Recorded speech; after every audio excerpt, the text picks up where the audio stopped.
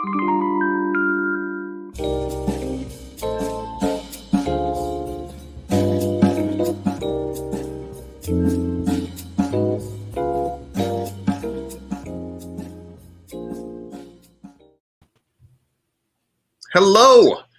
It's Wednesday. We are DebateSensei. Matt is going to be joining us shortly. We have Tim Seavey from Bizolutions and Cal State San Diego. What is up, everyone? All right. I am Jared Kabika Miller, professor of communications, speech and debate coach. We're going to be talking about flowing today. Now, we use this term flowing, and anyone who's watching this probably knows what that means. But if you stumbled upon this show and you're wondering what flowing means, we are talking about taking notes in debate. And the reason they call it flowing is because that there's this little technique where you're supposed to create a flow chart rather than just taking notes that you are usually familiar with or something like that. And so that's where we are. And we got Mr. Matt Shapiro is joining us right on time. Here we go. Hello. Yes, perfect. Yes. All right. That was a very successful 2-minute chest waxing. I'm very impressed. Yes. Very smooth, everybody. Very smooth. All right.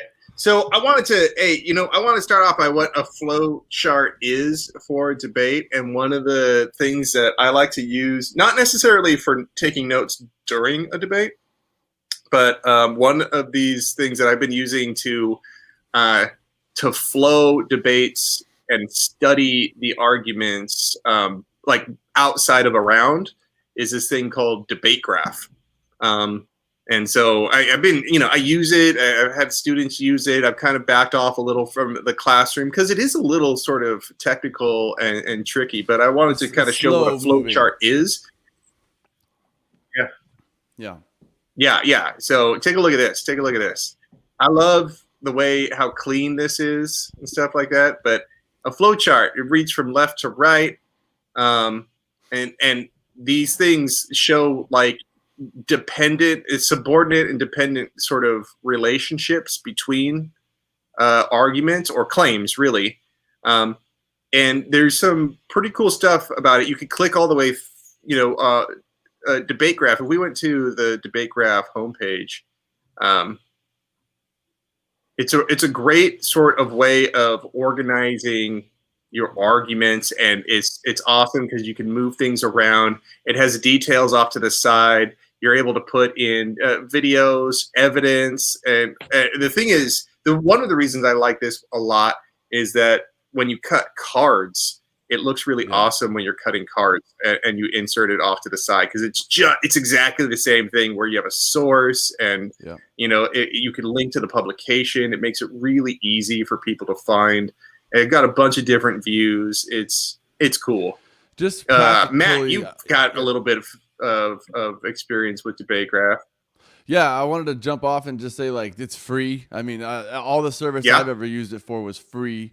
I think you may have to make an account, but everything is free, and it takes a bit of a learning curve. Okay, like it's not just your average Excel spreadsheet or Word document. It takes a little time. So this is not, in my opinion, it's not going to be used, like Jared said, for a live debate. Okay, you're not going to be taking notes using DebateCraft, likely. I mean, maybe you are, but more importantly, like you could lay out your entire flow, visually, like we like it, using this program where if you click around, you can get all the instant information you need in that second, your sources, your evidence, your whatever. Like you can organize it on this program. It's on a website and it's called DebateCraft, and you just make an account and you can use it. And I used it in with Jared's class. First of all, is where I learned about it. And then I also used it later just on my own in law school. Actually, there's a couple classes where you just have this huge web of connecting logical pieces that you need to kind of understand how it works in that order. And this works. It worked really good. I mean, it was, it's not required. It was just something I did because, people were making these huge graphs on, multiple pieces of paper on their wall and stuff like that. And I just made one that you could just kind of share. So it was cool. And like, it's useful in different aspects of your life, really, but it's very good for debate. And and there's different views. I mean, like I said, the one drawback I will say about Debate Graph is there's a lot of options. And so like for the initial user, it's just kind of like, wow, like what do I do? But you play around, there's an actual debate language, policy language. So, you can literally flow using the terminology we are used to on Debate Graph. Yeah. Yeah. So Jared, do you find that in Tim, that tends to be more popular when you have, plenty of time to break down an argument, or maybe even in like case construction or research or something like that? Is that when you find this most useful because you can start piling together and compiling resources and arguments and like potential rebuttals or whatever all in one space as opposed to just a spreadsheet? Like, when would you typically use this? Yeah, I would say that especially for research-based debate, you can use this to kind of strategize your overall approach, especially like on the affirmative. It's great because what you can do is you can list all the potential disadvantages, and then you start planning out the thing. And it's even easier to kind of keep track of everything on a single map than it is within a single spreadsheet, in my opinion. And everything you ever figured out, if you heard a new DA or something, you could add, after the debate, you could add it in. I mean, Tim, anyone who's using a computer theoretically, during their speech, right? That's not unusual. You could theoretically be using this. I mean, now I also think that the live debate, paper and having, especially notes or like quotations of what you especially heard the other team say, whatever the heck you use it for, there's an aspect where maybe the speed in which you have to input information in Debate Graph, it may be slow. I mean, it's not like a spreadsheet where you can just kind of tab over and start writing. It's very like formulaic and methodical. So it's not very fast. But I will say, if you were to be giving a speech, with a debate graph in front of you, I mean, in theory, you could just jump to so much information, in front of you, and then visually see like, oh, the next place I go is there, and then you click on that, and then boom, you get a bunch of information on that, and you could do it. I mean, it is a flow sheet. It looks like a flow sheet. I mean, it literally looks like one when you kind of do it right. So, it's an interesting tool, and there's like a lot of potential. Jared's been talking about this program for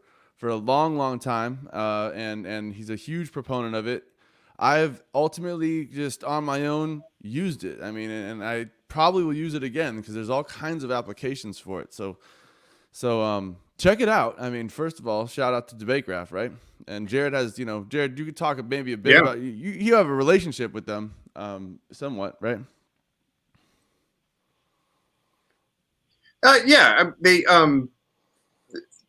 We talked about putting together a college debate ontology where like I'm kind of displaying some of the language in that ontology right now. Like we have advantages, and in the advantages you have the stock issues like harms, inherency, and solvency. But you can, on the plan text, you can also have a disadvantage or a DA. Right. And in the disadvantage, it also has the stock issues. And so like uniqueness, link, brink, impacts.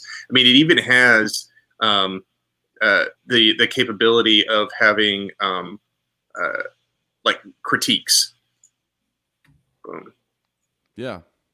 So, yeah, I mean, it's a pretty cool sort of setup. It is perfect. I mean, it used to not have that language in there, and now it does.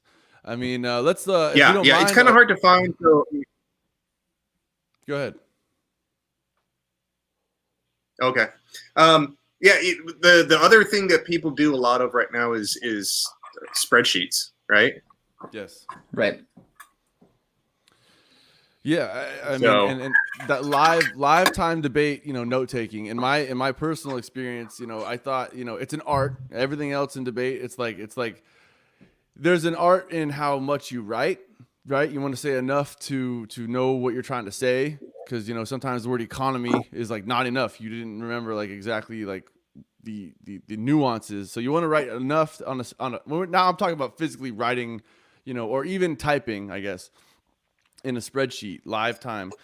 That the art form of kind of brevity and keeping it short, using symbols and writing legibly, especially for handwriting, like these are like what problems, what things have you come to learn? I know, Jared, you still flow. Tim, I'm sure you still flow when you're judging or whatever. Like, what tips do you have for live debate? Let's probably start with paper and maybe move on to spreadsheets and stuff like that.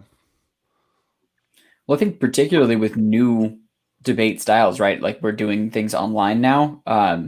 There's really even more incentive to be using a spreadsheet. So you can just have another tab open or have just like split screen. So if you're, really want to still see your opponent, you can. But I think that it makes it even easier just to focus on purely the arguments themselves when you're just watching, or excuse me, when you're just listening and then writing. So I think spreadsheets make the most sense. And I know and that's really for synchronous live debate. When you're talking about asynchronous debate, that's where it sounds like something like Debate Graph would come in handy. But I've still really only ever had experience with spreadsheets for asynchronous debate, because what's cool is depending on how the videos are volleyed back and forth, you can get transcripts of those videos created. Mm-hmm. So, for example, if you upload anything to YouTube nowadays makes transcripts, and they're pretty accurate. They're about like 95+% accurate. Like you can go through and clean it up, but you come out with an exact word for word spit out of what they said, which is really the entire goal of a flow anyways, to be able to catch everything your opponent said. But this, you get the whole, every actual word. So from that, you can then glean out every argument, and holes become more apparent because you now have the entire picture and you have time to be able to go through it. So it seems to me like it would make sense to, if I were, still in this activity with these tools, like doing something asynchronous, I would take the transcript, I would then break that up in my own, color coding or splitting it out, however, and then translate that into Debate Graph so that I could analyze the bigger picture, but just with more of a visualized map to it, and then just plan my rebuttal accordingly. I think that's for an asynchronous model, you have a whole new world of usefulness. So I think pen and paper has still just been the useful thing for a long time before computers were in debate. And now it's probably like 50-50. Like I think more judges flow on paper. Like most students are flowing on computers at this point. A lot of judges are there.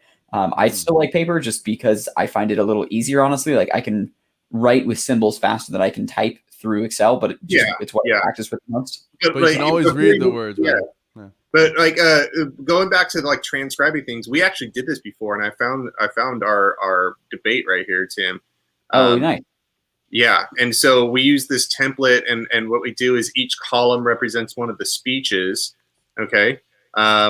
And then you can go down. But each one of the tabs kind of represents a section of the debate. So we have the advantages and disadvantages each on their own separate tab, and we just have like resolutional analysis on its own tab. You can do the same thing for like a critique. Oh, and a counterplan. There's even a counterplan here. Yeah, like disadvantage one that got really meaty with like specific arguments and then rebuttal and rejoinder back and forth on each individual point. Yeah, and so you could kind of, and if I kind of, just zoom out a little bit on this one, you don't need to read it as much as see the gaps and stuff like that. You can see what Tim's talking about, right? So this is a disadvantage, so that's why the first column has nothing in it. And then from there and on, there's pretty clearly the link turn right there. And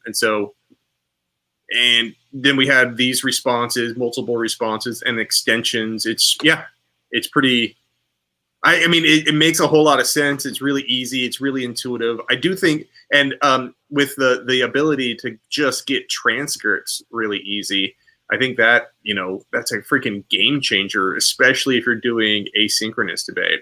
It's funny because like two things just came to mind right now. It's funny how it's like after a debate, you could now in an asynchronous debate, I guess you could definitely get the transcripts, right?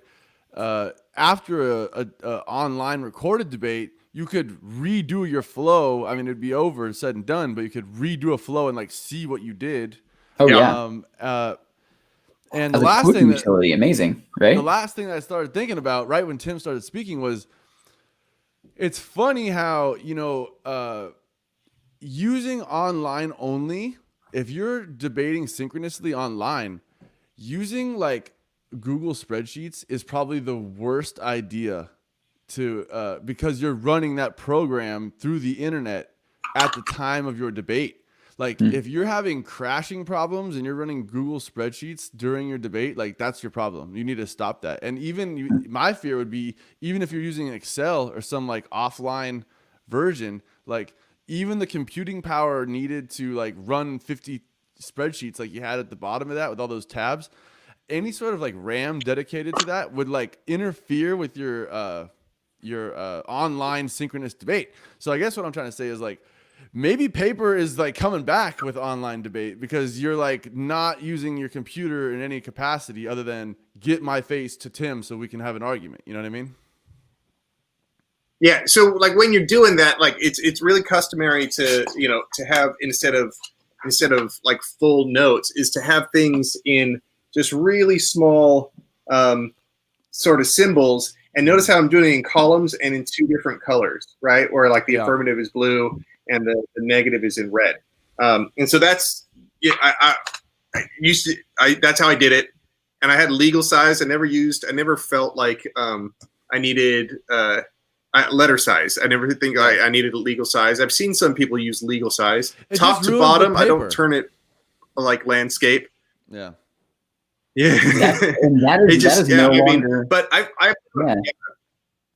it seems like that's no longer in fashion. Weirdly, like that trend seems to have shifted. To what? Landscape versus portrait. Like so, flowing top to bottom with the paper, upright versus horizontal. Just interesting, like how those trends seem to change over time. But Matt, to your point, I don't know if it would necessarily like throw your entire internet. Like maybe if your computer is really struggling already, that could be the straw that breaks the camel's back. So definitely something to consider, because we've given good tips for online debate on here, like close all other tabs. But even like I'm violating at this moment with pretty clear audio, pretty clear video, and I've got a couple dozen tabs open at this point because I just had a lot of work that I was doing beforehand that I didn't want to close out yet. So it's not always the case that like one other little thing will kill it. But you do make a good point. That is something to consider. In my experience, Tim, I swear to goodness, like if I click something on my computer right now, this will just like crash. I honestly, we've had it in meetings and stuff where it's like I can't really do anything on this computer. It works good, and so we have different experiences. And if you out there in internet land, just know that like if you're having synchronous connection problems during a debate and you're running a bunch of programs or even flowing, using spreadsheets, that might be hurting. I mean, that might be a source of your problem. But you're right, Tim, and hopefully everyone's internet is good and their computers are all right and they're gonna be able to do it all at once. I mean, hopefully someday that's exactly what everyone's doing, probably. So, Jared, one of the things that I think was cool in that you found that old spreadsheet that you and I used. So we used actually one sheet to flow the entire debate. That's pretty cool in that, I mean, if you wanted to go that way, because it's now collaborative and both sides can see the arguments back and forth. Now, it doesn't have to be that way, and like most debaters probably wouldn't agree to terms like that necessarily. But I know for something like IPDA that's becoming more popular, that it is inherently a more collaborative debate. Something like that, I think, would be totally appropriate and cool, because then you can see what the other person even is writing or has written over the course of it. So I think there's something to the analysis beyond just what you heard them say, but it is now their actual written arguments that you can analyze back and forth. So if you had an asynchronous IPDA debate, for example, your ability to kind of gauge what your arguments are going to be based on just the written piece. I know we talked last time about essay debates. I think this is another element that's going to be even cooler, is just how arguments are written and not just really quickly, glibbed out in a prep room and then hopefully memorized or practiced or whatever, but your ability to deliver off of a script, but prepare that script in detail. Right. Yeah. I mean, I think like flowing is going to change a whole lot. And it's not just because flowing is going to change like what you could do during a debate, but debates are going to change. And then flowing is going to have to adapt to that. So the whole like word for word flow is probably just blowing some people's minds right now. You know what I mean? It's like you have the script and break it down into a flow sheet. I think I love that idea. You know what I mean? I really do. It's pretty awesome. But I found an awesome hybrid, between handwritten and it's going to sound like a commercial, I swear, but we're not getting sponsored by them at all. This is Rocketbook. Okay, so take a look at this. Rocketbook has these really awesome pages. I was just showing you how I used some of them, right? And so the material that this is made out of, you have like these particular pens called Frixon pens, and so when you What'd you call them? when you use it, what happens is that you could just take a damp towel and you could wipe it off almost like, and it feels kind of like a whiteboard when you're doing that. It's pretty cool. Now, the reason why you're like, why would you ever do that, right? It's because it has this little QR code down at the bottom, and so you can take snapshots with the Rocketbook app that they have, and then you can send these copies really quick. And so now you have these PDFs that are automatically sort of formatted and scanned, and it looks kind of like this. Like that's what I just took right now. Yeah. Right. Do you find that that's actually pretty accurate to your handwriting? Like, does that look like your handwriting, paper on or pen on paper? Yeah, that's a photograph of what I just did. You know what I mean? Yeah. It's like that Okay. is Well, this you were right talking there. about it being a different material. It's like if you've ever written, like when you sign for a credit card on like a little scan, like credit card processing POS station, and how like horrible those always look, or even just like a stylus on an iPad. I find like those are never accurate to what my handwriting actually looks like. But this looks pretty legit. So Yeah. Well, I mean, it's a photograph. That's actually my thumb right there that came into the shot. You know what I mean? And so, but the thing is that it's situated specifically to read these pages, and they have a bunch of different like templates on your page. They have like, they got a project sort of itinerary.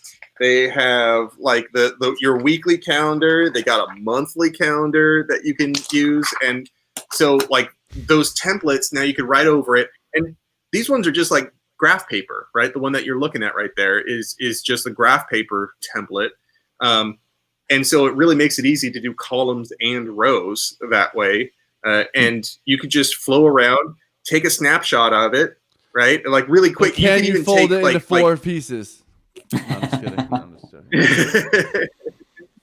Yeah, and you can just send it off, and now you just wipe it off, and now there's no paper waste at all. that's cool. This thing's Yeah, just my God, I feel terrible after tournaments. Like just a huge wad of flow paper. I'm like, well, that's gone. Like even in a recycler, I just feel so bad. You just go find the printer in the squad room that's just got like a bunch of prints on one side and the other side's white, and you just use that one. And so like, especially if you ever run a tournament, like when you were done with old ballots and postings and like, oh my God, it's just like save your ballots from last tournament as as flow paper for the next one. That's what the real crazy people do. Yeah. That's true, but like I do think that, I mean, if we're doing all this online stuff, you know what I mean? Like the PDF, you could send that off to right away to your coach. They could take a look at your flow sheet. You know what I mean? And I'll be honest with you, like you could tell how good a debater is just by looking at their flow sheet. Not necessarily. They may be a really good flower. You know what I mean? I've yet to meet someone that's after flowing and sucks at debating. I'm not saying that you need to be good. I'm saying you can be really good at flowing, and maybe you're not the best debater. I mean, who knows? I don't know. I've never met one. I don't know. Never met one? Yeah.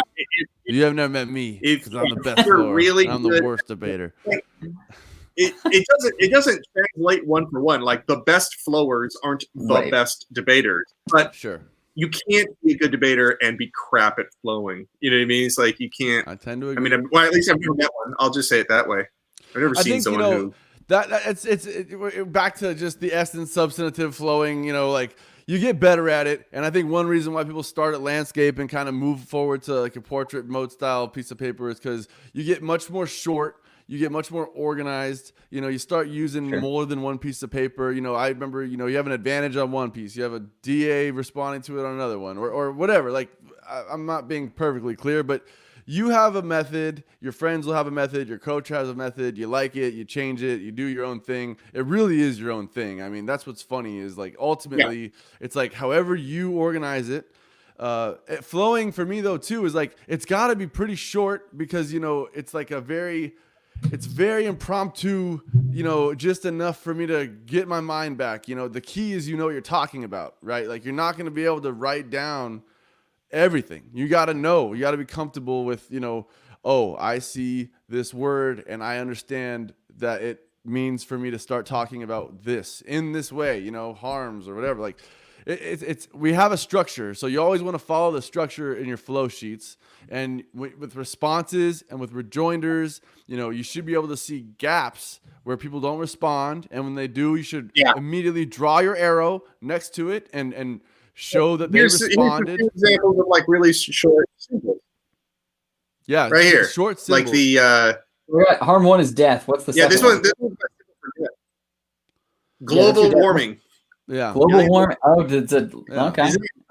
And like as debators, it's your that's job the Earth to like symbol. Yeah, and that's a degree. And like, but it's your job to like fill time. So you see Earth, it's like, oh, the harm is the Earth will blow up. No, like you need to slow down and like whatever the special story is, why the carbon monoxide's going up, why the Earth is shaking underneath, like whatever the story is, you have to like talk about that, and you use your flow to just remind you of the story you're telling. You got to always remember you're in front of people, and it's not math in a sense of like you got to sell it. You're also performing, but it is your methodical calculation of exactly how this debate's going to go down, and it's short enough to where you can kind of on the fly make changes and kind of give yourself room to focus on your performance, so that because your arguments are in front of you in the moment in your debate. Boom. That's all. Tim, what do you think about that? What do you think about that, Tim? So hot. How do you like them apples, Tim? I disagree with everything. I got a number. There's one correct way to flow. Well, I think that there is something to say for that, though. When debaters start having their own style and having their own way of flowing, early on, it's probably because their own style and their own way sucks, and they're not willing to do new things. That I would say is one of the hardest things coaching is getting someone to believe you. Like, no, I promise your way of flowing from the full left side of your page to the full right side of your page is a garbage method of flowing, and you need to stop it. So fold your paper, draw a line, whatever the hell it is. But you don't know. Yeah, like, oh no, hold on. I got this whole way. Like, I promise you, any competitors watching, I promise your coach knows better. You haven't seen the way I done it. Yeah. Yeah. Like, hey, part of it though too is like part of it is I know that a lot of coaches, we have some good coaches in here, okay, but like you gotta it's confusing. Like a brand new debater, you're like, oh, like this flowing thing. It's like they don't know what to do. Like I was it's the weirdest skill to learn. Definitely. Yeah, it's nothing like you take notes in class. It's not really logical. You're not like born with the knowledge on how to like just do this. So it's kind of like you gotta learn the rules before you can start changing what you want to do. And there's definitely a method to the madness in the however many rows you have and organizing the arguments, linearly. And shows responses and drops, and it's really nice. It's really clean. It's very like. I mean, I always think about it like in the way like if you had a personal trainer, and you had a personal trainer, and they come out and they say something that's kind of like, all right, I have a really good exercise for you. It's going to really sort of help you out. It's going to give you a good core and everything like that. And you're like, all right, here's how to do these sit-ups. They're like, oh, but I like doing them this way. And I'm like, yeah, but that's not. I do them on my couch using Cheetos like this. But you're not the coach here. You're not the trainer here, right? And it's kind of like I'm telling you, like the whole point is that I'm supposed to be sharing my experience with you, and for you to say it's kind of like, oh well, I'm just going to do it my way anyway. It's people have a hard time saying I don't know anything. I literally don't know anything. Like people don't like saying that, and hey, that's a skill. It's going to take. Every new debater needs to be like this. I don't know anything, and so I need to learn something from my coach. And like that's important. Like you don't know everything, so flowing is one of the most technical things in my mind, but it's very useful, and it helps you right there live time. Like it's like your only friend in that debate round is your flow. So get used to being uncomfortable and do it the way your coaches tell you, and maybe some techniques we've shown you right here today on this podcast.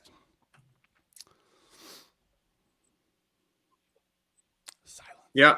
So, I mean, I think for that's, I asynchronous- can't think yeah. of too many other things. I know that there's like, I think there's flowing apps though. You know what I mean? I think there's like, Really? there's templates that you can find for flowing, Excel templates.